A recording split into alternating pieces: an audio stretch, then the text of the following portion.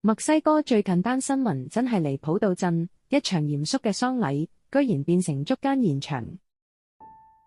話說有個男人病逝出殯，老婆就喺靈堂守靈，點知突然有個陌生女人行埋去，對住個棺材心情哀悼，仲輕輕講咗句：親愛的，我會掛住你㗎。老婆一聽就覺得唔對路，即刻起身問佢邊個。點知呢個女人直認不諱，話自己係死者交往多年嘅情人。原本傷感嘅氣氛即刻變晒，兩個女人由嗌交變打交，喺靈堂旁邊又扯頭髮又推撞，場面亂到爆。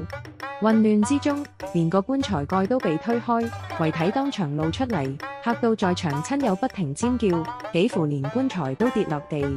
最後有人上前拉開佢哋，小三就趁亂走咗，場喪禮先至可以尷尬，硬住頭皮咁繼續落去。